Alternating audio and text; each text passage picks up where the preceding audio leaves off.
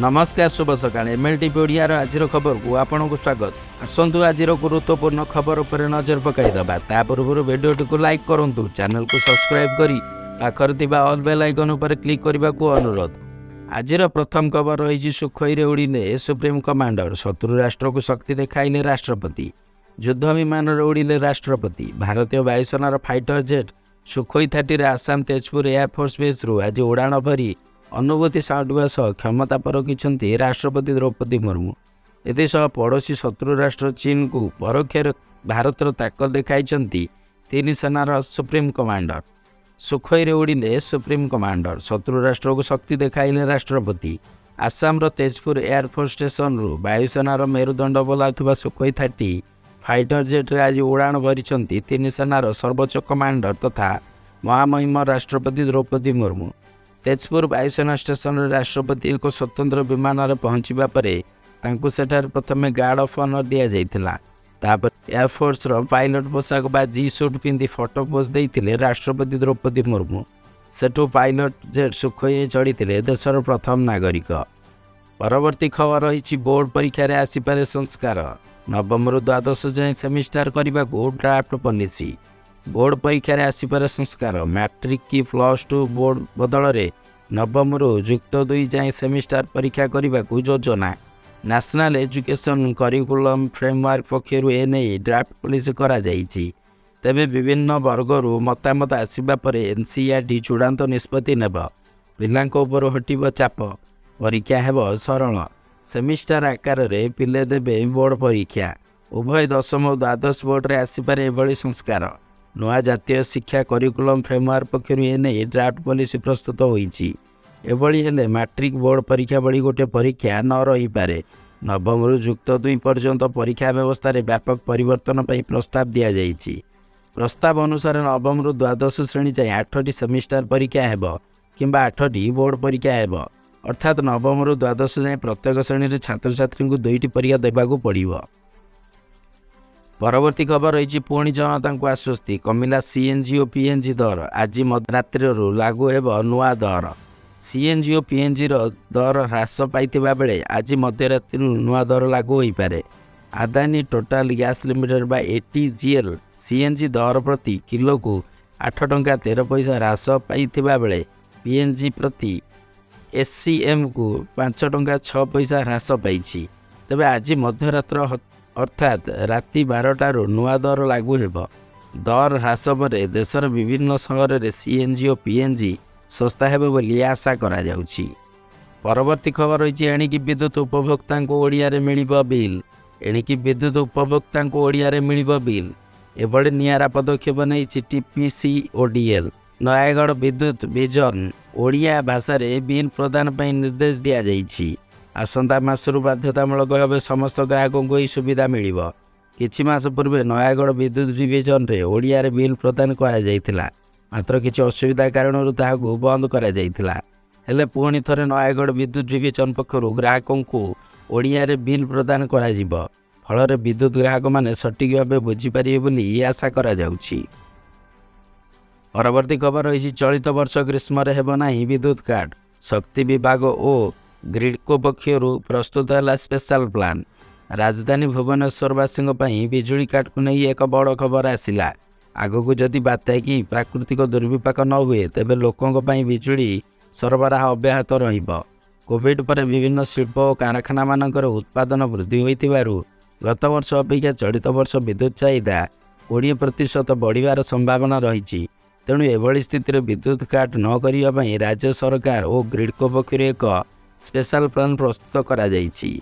सूचना मुताबक लोकों को जपरी 24 घंटिया निरविच्छिन्न विद्युत सेवा मिलिबो से नहीं शक्ति विभाग और ग्रिडको पक्षर निष्पत्ति निया जाइछि। पूर्वरु पीक आवर चाहिदा मेंटाइबा पई 400 रु 450 मेगावाट विद्युत जल विद्युत रु आसुथुबा बेले एथर 600 रु 650 मेगावाट आनिबा को पदक्षेप निया जाइछि। सेतिपई हाइड्रो पावर स्टेशन में पर्याप्त मात्रा रे जल रखा जाइछि। एसहित बंटन कंपानी और उत्पाद कंपानी मानू सेमानकर नेटवर्क को ठीक रखा को निर्देश दिया जाइछि। परवर्ती खबर रही पुणी ओडिशा पई गर्व आनिला गंजाम। हिंजिली देशर श्रेष्ठ पंचायत तालिका प्रकाश कला केंद्र पंचायत राज मंत्रालय। मुख्यमंत्री नवीन पट्टनायक निर्वाचन मंडली तथा जिला क्रमागत भाव जातीय स्तर में निजर श्रेष्ठता प्रदर्शन करिबारे लागिछि। गत जनवरी मासरे गंजाम जिलार आसिका थाना भारत वर्षर श्रेष्ठ थाना भाव पुरस्कृत होइतिला। नुआदिल्ली ठारे केंद्र गृहमंत्री अमित शाह ठारू आसिका थाना आईआईसी ट्रॉफी ग्रहण करथिले।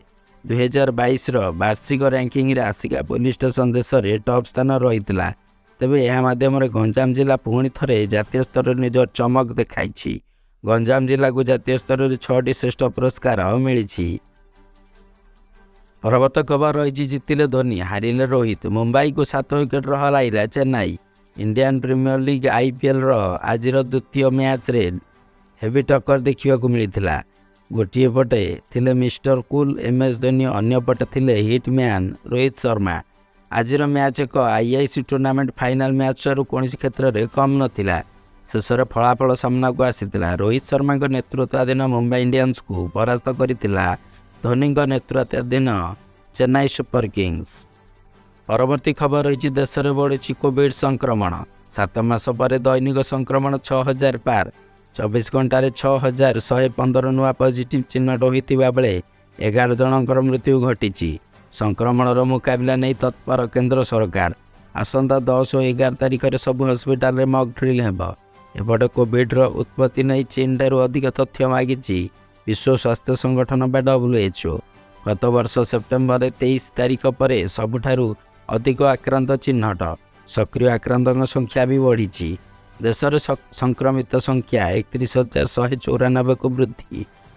Daily positive rate 5.63%। गत 7 दिन मध्य देश में एक्टिव केस 12,805 केस वृद्धि पाई बेले 78 जनकर जीवन नहीं किलर भाइरस। परवर्ती खबर रही बीजेपी फोकस रे तेलंगाना।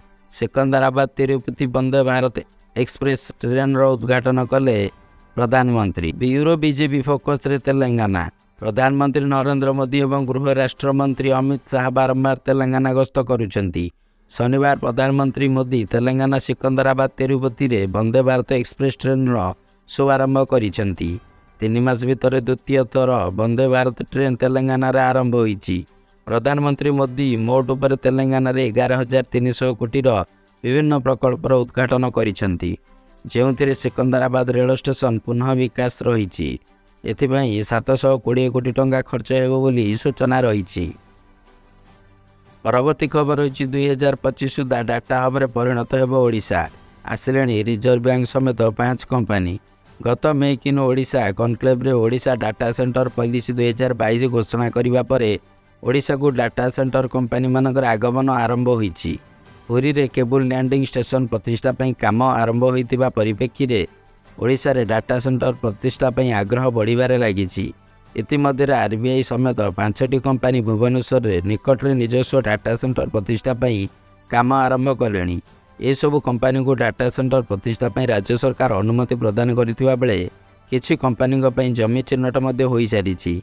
आरबीआई रो अधिकृत Indian financial technology and allied services बा IFT भुवनेश्वर उपकंठ रे डाटा सेंटर प्रतिष्ठा करियो बोली सूचना रही।